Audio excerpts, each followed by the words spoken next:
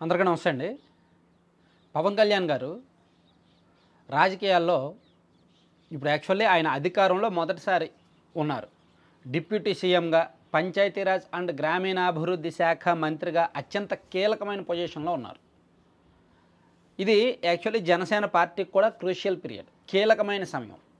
వాళ్ళు అధికారంలో భాగస్వామిగా ఉన్నారు కాబట్టి, వాళ్ళు పోటీ చేసిన 21కి 21 మంది గెలిచారు కాబట్టి ప్రజల్లో మరింతగా పట్టు సంపాదించే సమయం.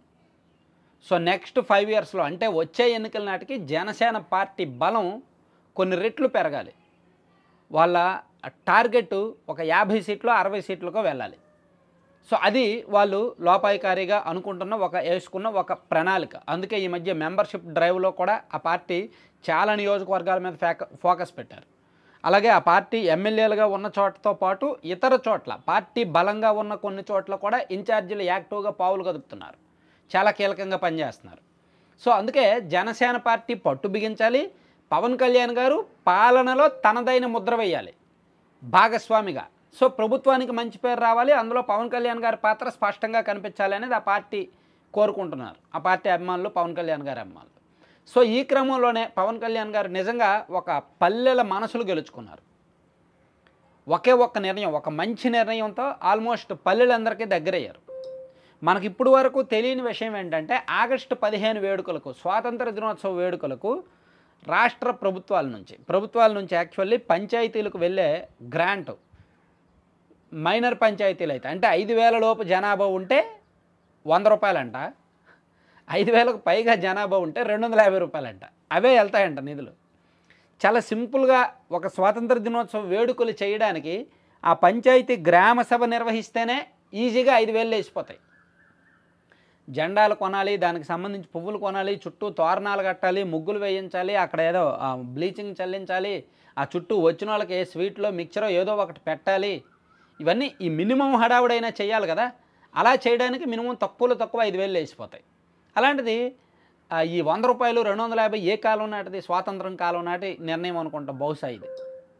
సో అందుకే అంటే అప్పుడు కాదులేండి, మేబీ 1980స్లోనో 90స్లోనో తీసుకొని ఉంటే ఇటువంటి విషయాల్లో ప్రభుత్వాలు పెద్దగా తలదోర్చవు.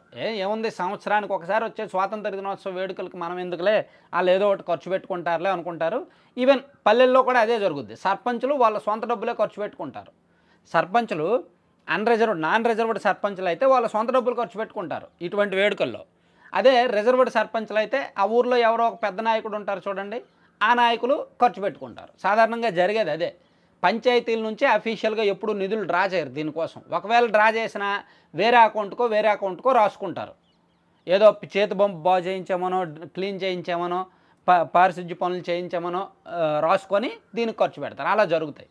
సో ఇప్పుడు అలా కాకుండా పంచాయతీలు స్వాతంత్ర దినోత్సవ వేడుకలను తలెత్తుకునేలా జరపాలి. రాష్ట్ర వ్యాప్తంగా ఉన్న 13,300కు పైగా పంచాయతీలన్నీ కూడా ఒకేసారి గ్రామ సభ నిర్వహించాలి, తలెత్తుకొని వేడుక నిర్వహించాలి. సో అది పల్లెటూరులో గొప్పతనం. ప్రతి సర్పంచి కోరుకునేది అదే, ప్రతి గ్రామ కార్యదర్శి కోరుకునేది అదే, ప్రతి గ్రామ పంచాయతీ బోర్డులు కోరుకునేది అదే. సో దానికి పవన్ కళ్యాణ్ గారు బీజం వేశారు. 100 రూపాయలు ఉన్నదాన్ని అమాంతం 10,000 చేశారు. 5,000 లోపు జనాభా ఉన్న పంచాయతీలకు 10,000 రూపాయలు, 5,000కు పైగా జనాభా ఉన్న మేజర్ పంచాయతీలకు 25,000 రూపాయలు స్వాతంత్ర దినోత్సవ వేడుకల కోసం గ్రాంట్గా ఇచ్చారు. ఇది ఆషామాషి విషయం కాదు. కొన్ని వేల కోట్ల రూపాయలు రాష్ట్ర వ్యాప్తంగా 13,000 పంచాయతీలకు కూడా వెళ్తాయన్నమాట. సో ఇది మంచి నిర్ణయం. పవన్ కళ్యాణ్ గారు ప్రపోజ్ చేయడం, దానికి చంద్రబాబు గారు అంగీకరించడం, దాంతో ప్రభుత్వ పరంగా ఒక జీవో వచ్చింది, పాలసీ పరమైన నిర్ణయం తీసుకున్నారు. దాంతో ఇప్పుడు పంచాయతీలన్నిటికీ కూడా ఆగస్టు 15 కోసం డబ్బులు వెళ్తున్నాయి. సర్పంచులందరికీ కూడా అరే ఇన్నాళ్ళు గ్రామ పంచాయతీ రాజ్ శాఖ మంత్రులుగా చాలామంది పనిచేశారు, గ్రామీణాభివృద్ధి శాఖ మంత్రులుగా చాలామంది పనిచేశారు, ఎవరు కూడా ఇటువంటి నిర్ణయం తీసుకోలేదు, దీని గురించి ఆలోచించలేదు.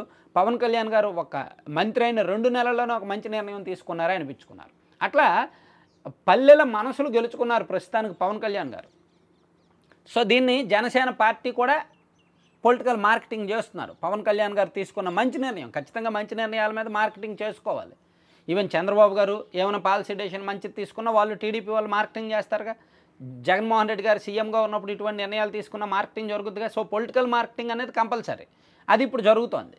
అయితే పవన్ కళ్యాణ్ గారు నెక్స్ట్ లెవెల్ ఫోకస్ ఉంది.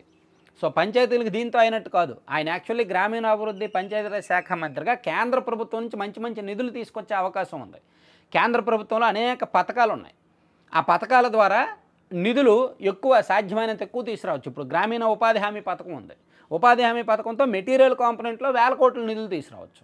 అది పవన్ కళ్యాణ్ గారి చేతుల్లో ఉంది. ఆయన చేసే కేంద్రంతో లాబింగ్ చేసే దాన్ని బట్టి నిధులు వస్తాయి. అలాగే ఇంకా అనేక పథకాలు ఉపయోగించుకోవచ్చు. దాని మీద కూడా పవన్ కళ్యాణ్ గారు కసరత్తు చేస్తే ప్రతి పంచాయతీకి గనక మినిమం ఒక 10 లక్షల నుంచి 15 లక్షల రూపాయలు ఈ సంవత్సరంలో గనక నిధులు ఇవ్వగలిగితే, ప్రతి పంచాయతీలో ఒక 10 నుంచి 15 లక్షలంటే ఒక 2 సీసీ రోడ్లు ఈజీగా పూర్తవుతాయి, లేదా ఒక సీసీ రోడ్డు ఒక డ్రైను ఈజీగా పూర్తవుతాయి. ఇలా ఈ సంవత్సరంలోనే ఇంత విలువైన పనులు ప్రతి పంచాయతీలో జరిగితే ఖచ్చితంగా ఆ క్రెడిట్ పవన్ కళ్యాణ్ గారికే వస్తుంది. సో పంచాయతీల రూపురేఖలు మారుతాయి, పల్లెల అభివృద్ధి కనిపిస్తుంది. పల్లెల అభివృద్ధి కనిపించిందంటే ఆ శాఖ మంత్రి గారికి క్రెడిట్ ఖచ్చితంగా వస్తుంది. ఇది జనసేన పార్టీ తీసుకొచ్చిన మార్పు. డిప్యూటీ సీఎంగా ఉంటేనే ఇంత చేశారంటే సీఎం అయితే ఇంకెంత చేస్తారో చూసుకోండి అని చెప్పుకోవడానికి కూడా బాగుంటుంది. అట్లా పవన్ కళ్యాణ్ గారు తన లక్ష్యాలు, తన ఆశయాలు నెమ్మదిగా ఒక్కొక్కటి నిరూపించుకుంటున్నారనమాట. సో దీన్ని ఖచ్చితంగా అప్రిషియేట్ చేయాల్సిన అంశం.